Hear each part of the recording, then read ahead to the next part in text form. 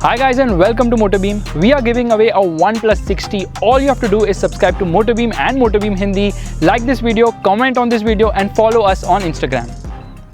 Friends, families and foes, well, not really the last one, but if these are the kind of people you like to travel with, an MPV is what you seek, and now Maruti Suzuki has launched the second generation of the Ertiga, which is bigger in every dimension. It's longer by 99 mm, taller by 5 mm and is wider by 40 mm. There's a lot that is new on this car, and in today's video I'm going to tell you all about it. But before I get going, make sure you hit that like button, and this video will also be available in Hindi, so make sure you subscribe to MotorBeam Hindi as well.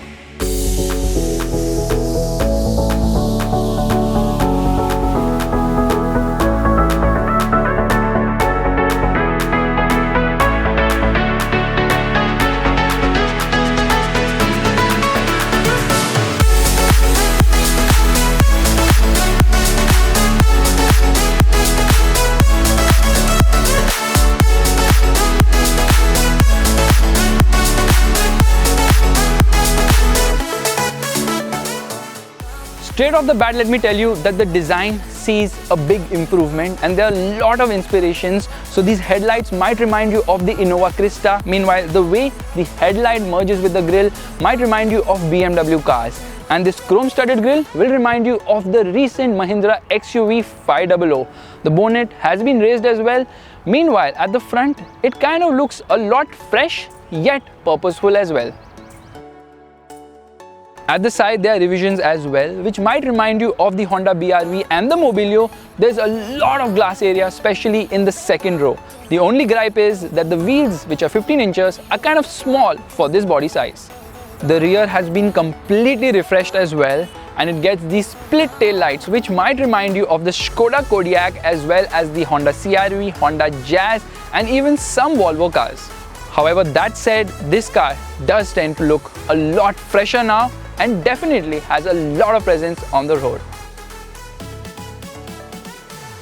The front row of the second generation Ertiga is wider by 50 mm. The dashboard looks really nice, but it will remind you of the Toyota Innova Krista, and these continuous AC vents, well, they might remind you of certain Audi cars as well. Multiple colors have been used on the dashboard. They look really nice as well. In fact, there's wood trim in the center, and overall the cabin does look upmarket now. The only thing which will remind you of the old Ertiga are the switchgear. Meanwhile, there are some hard plastics on the lower half of the dashboard. This car has plenty of storage spaces. In fact, all the doors can easily accommodate a 1 liter bottle. The front center armrest also has space below it, and at the front, below the center console, there's space to keep a mobile phone, and right ahead of it, there are also twin cup holders with a cooling function. There's also a nice storage space right below the traction control button. Meanwhile, the glove box isn't very large but is quite usable. The front seats are very supportive and offer good cushioning, and there's plenty of headroom as well. This car is loaded with a ton of features, right from passive entry, push button start. It also gets a 7-inch smart play touchscreen infotainment system which gets Apple CarPlay as well as Android Auto connectivity. There's also navigation. It gets a reverse parking camera. There are reverse parking sensors as well, and it also gets steering mounted audio controls as well as phone controls. The Ertiga now gets climate control air conditioning, and there's a power socket in all the 3 rows of this car.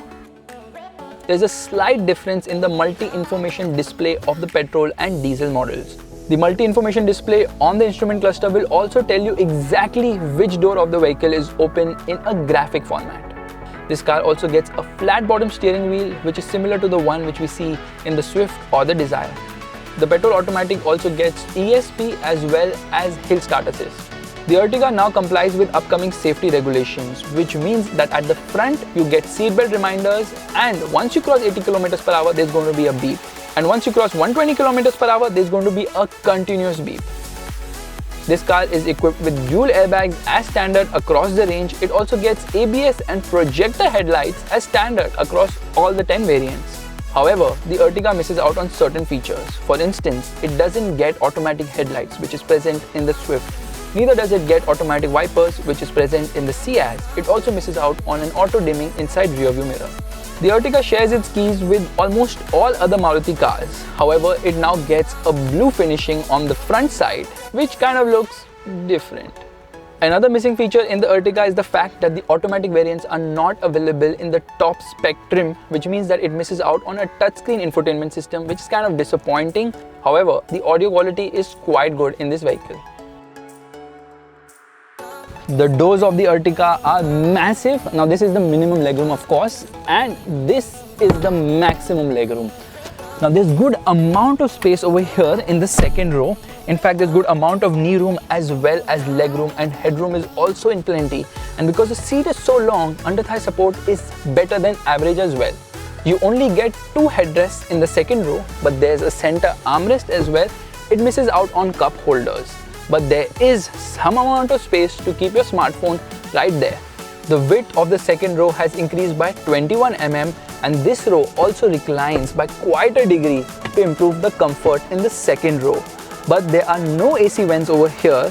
There are 4 vents over here on the top with blower controls. This is actually for the fan. Due to the beige seats in this car and on the door pads as well, it gives it a very airy feeling, which is accentuated by the fact that the window area is just massive in the second row. Getting into the third row is easier. All you need to do is press this button and you can slide this seat forward. It's a slight climb inside, and there we are. So now usually this seat will be placed in this position, and as you can see, with the seat position for someone to sit ahead, there is no knee room for me over here. Meanwhile, headroom is also at a premium because my hair is almost touching the roof. Meanwhile, the width at the third row has increased by 34 mm.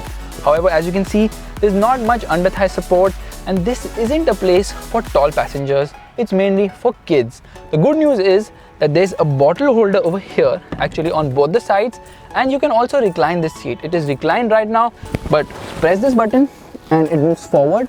So yeah, you can sit upright to improve the boot space. The boot of the Ertiga offers decent amount of space with all the 3 rows up. In fact, there's a cubby hole below as well on both sides, which means that you can store nicks and knacks. Meanwhile, this seat can be pushed forward and reclined 50-50 split. And look at the luggage, you can carry a lot. Want to move house? Well, the second row also splits forward in 60-40.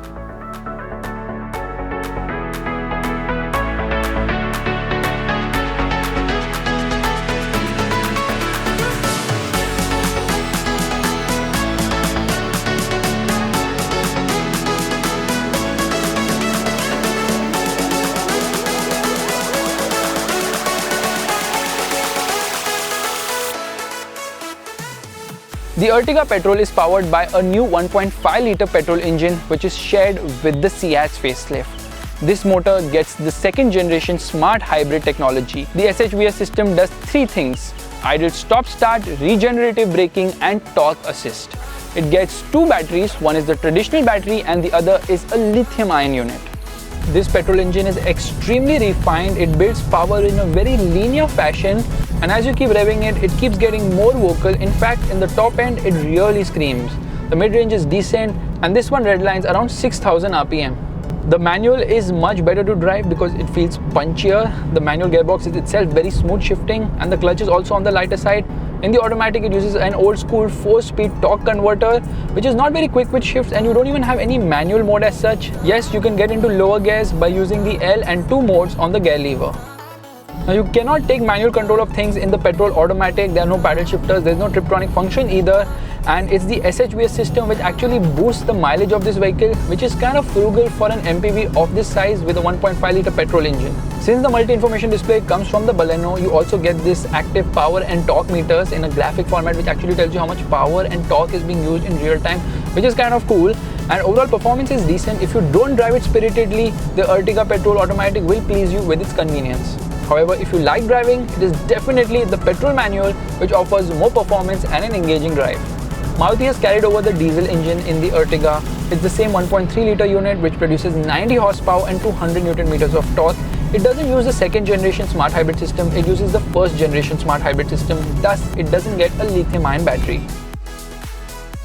In the updated Ertiga, the refinement has slightly improved on this motor. However, there is turbo lag lower down, which means you have to push this engine in the mid-range, where it offers decent amount of performance. The oil burner in the Ertiga by diesel standards is a very high revving unit going past 5000 RPM. It is also a very frugal engine, returning a mileage between 16 to 20 kilometers per litre.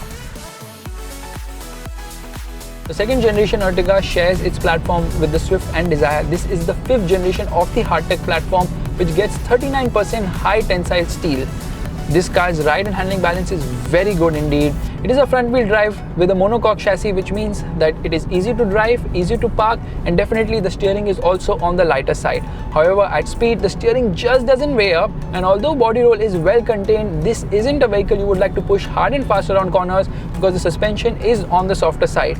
But the softer suspension also gives it a very good ride. In fact, ride quality is simply phenomenal. This car rides very smoothly on Indian roads. It's only at the rear there's some amount of bounciness. While the Ertiga doesn't get rear discs, the brakes offer good stopping power. There's positive bite on the pedal as well. Many people actually wonder how safe are Maruti cars. We all know that the Vitara Brezza got a 4-star NCAP rating. Meanwhile, the Swift didn't perform that well. It got a 2-star NCAP rating. Now, the Ertiga hasn't been tested, but it complies with all Indian regulations.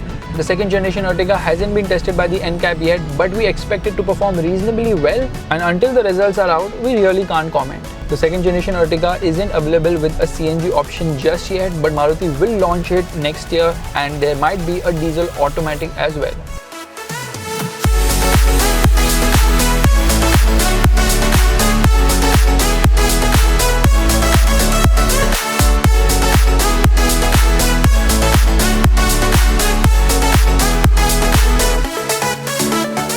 When the Ertiga was launched in 2012, it filled a void in the market because there was not an affordable and easy to drive MPV, and the Ertiga did quite well over there.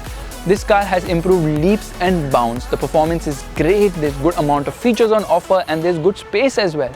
Most importantly, it's a very frugal car. It's easy to drive and the ride quality is also very nice. In fact, if you're looking for a value for money MPV, there is nothing which even comes close to the Ertiga, because this is by far the most attractively priced people mover.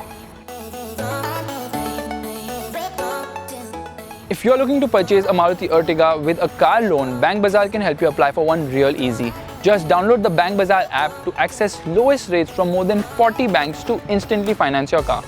Thank you so much for watching this video, guys. If you liked it, make sure to give it the thumbs up button and also subscribe to the MotorBeam channel, and do let me know your comments about the new Ertiga. Is it better than the Mahindra Marazzo?